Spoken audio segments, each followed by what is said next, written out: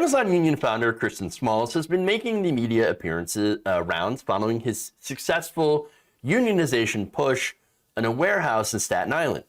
Now, it's the first union of its kind for Amazon, the first labor win. I think it was absolutely wonderful that they were able to do this. And by the way, they're continuing to fight Amazon, who is contesting the election. And so there's still a lot more to do, and as well as getting a unionized contract in place. Now, following his appearance on MSNBC, again, he's making the media rounds. Smalls was actually invited to speak with Tucker Carlson on Fox News. Now, there's a little bit of, I don't know, disagreement, I guess, on the idea of going on Tucker Carlson, a little bit of drama that's surrounding this. Because you and I know, we all know, you're watching the show, Tucker Carlson has his own agenda. So generally, he tends to bring on people to a show to push a particular narrative or a particular talking point. Now, in this case, I'm going to show you an example here. This is before he had Christian Smalls on to talk to him when he was setting up this interview. And of course, you're not going to be surprised that he goes after his favorite politician, Alexandria Ocasio-Cortez. Take a look. Sandy Cortez spends a lot of time telling you that she's on the side of the worker. She's like a modern wobbly. She's the Walter Reuther of our day. And that's why last year she vowed to stand alongside striking workers at Amazon's Staten Island warehouse. And we're for that because they need the help. But at the last minute, Sandy Cortez bailed on the whole thing. And that infuriated labor organizers who just won a big vote to unionize at the Staten Island facility. Now, Amazon is stepping up its effort to crush the union. Amazon has just banned words like union on its employee chat app. Christian Smalls is a union leader at Amazon, and we're happy to have him join us now. Christian, thanks so much for coming on. Were you surprised that Alexandria Ocasio-Cortez, who has said repeatedly that she's on the side of the worker against the corporation, wasn't standing with you at the barricades? Yeah, I mean, you know, it wasn't just her.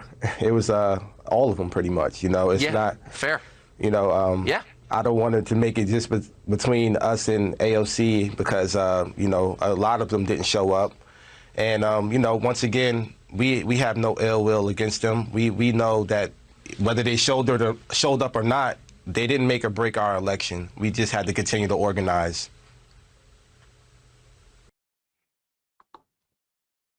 So, look, that answer, pretty good.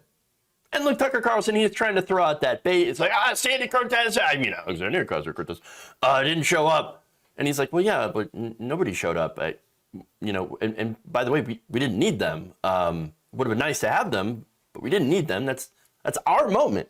And I think that's totally fine. Yes, nobody showed up. I think it's totally fine if you want to ask, hey, where are the politicians? You know, you say you're going to be on the side of unions. Well, then be on the side of unions. And by the way, you know, very few politicians seem to walk the walk. Bernie Sanders literally walked the walk. Not when it came to the Amazon, but he has walked in the picket lines of unions before, to be fair. And again, Bernie Sanders has spoken out in favor of these unions as well. And so, nonetheless, it is important to ask. And it's really a fair question. Where are the politicians? That said, as Smalls alluded to, the labor movements are not top-down. If they were top-down directed by a politician, then it wouldn't be much of a unionization effort from the ground, because it requires people from the ground. They are literally bottom-up. And so it's all about the people who are doing the work. And besides, if a politician comes in and says, oh, yeah, union, yeah, I help this with the union, yeah. No, you're going to accuse that politician of what? Taking all the credit. And by the way, that's some of what the drama is about surrounding AOC, who I remember, if you had watched a show earlier this week, some people were accusing her of that for simply voicing support for the union win and congratulating on them on that. And again, Small says, well, look, this isn't about her. This is about the union. This is about any politician. And so I like the whole message of, let's not distract people with this drama. with bringing in AOC. She's got nothing to do with this. And it's all about the workers. It's all about the win. So I think it's really good that Smalls brought this back away from AOC, did not take the bait, and talked about what was really important. And I give him a ton of credit. Again, the focus should be on the movement, not the politicians. And so I want to give you more of that video, by the way, where Tucker obviously, you know, the distraction didn't work. And so he actually is going to ask a substantive question. Take a look. Yeah, I mean, it's just, it's a weird moment because, I mean, I'm on the right. I've never been particularly pro-union, but it does seem like Amazon needs some counterbalance. Like, it's this huge company. The workers have no power, and maybe we could, I don't know, share a little power with the people who work there. So that's my view anyway. So tell us where you are in your organizing efforts. Well, right now, you know, we're fighting for a contract. You know, Amazon's disputing the election results. So we're in walking and chewing bubble gum at the same time. We're fighting for a contract. We're preparing for another election in 2 weeks on April 25th. We're going to be voting at a second location directly across the building that we just unionized. So we're in the thick of a fight right now, you know, a legal battle. And, you know, we just have to stay grounded and pretty much begin our campaign all over again. I mean, you'd think that Amazon would be open to a union, wouldn't you? It's a very progressive company.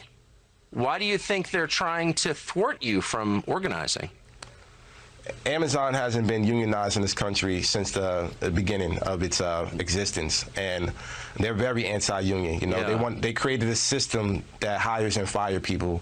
They created a system that they have full control of the working people, and you know, having a union obviously brings representation for the workers that'll benefit the workers at the bottom, like myself, hourly associates, entry-level workers that don't get the right to negotiate. So forming a union gives us the right to collective bargain with the company, form a contract to protect ourselves.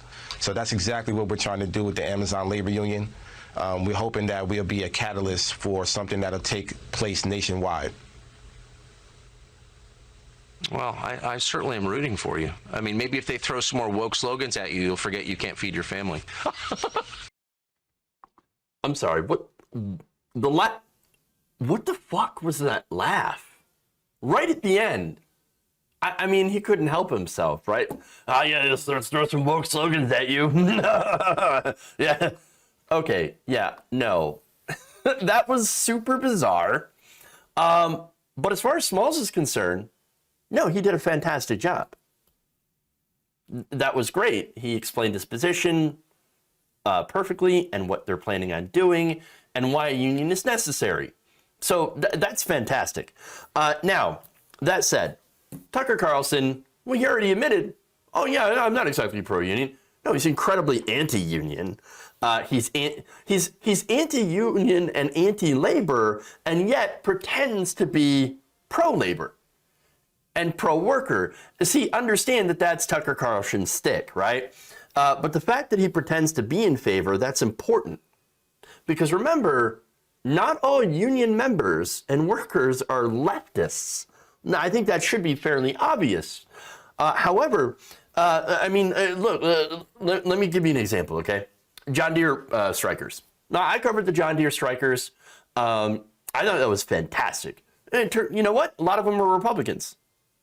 And the fact of the matter on that is that labor is what unites the 99%.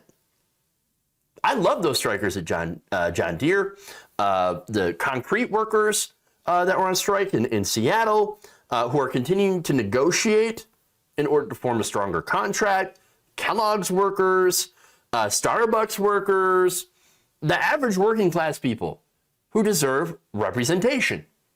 I want good working conditions, pay, and benefits for everybody. That includes conservatives, not just people that are on the left, all right? And everybody. And you know what? I think unions are a great way to do it. Of course, not the only way. There is, of course, worker co-ops and things like that, which are incredibly beneficial, and I'd like to see more of those. So anything that helps to put workers in positions to where they have a voice and a stake in the company and are able to get the fair fruits of their labor of what they put into the company. So now, that said, Tucker Carlson, not at all interested in labor. He was really trying to push the hate against Alexandria Ocasio-Cortez, which, as I mentioned, she's not really relevant in the story. Again, Smalls, he's like, yeah, okay, whatever.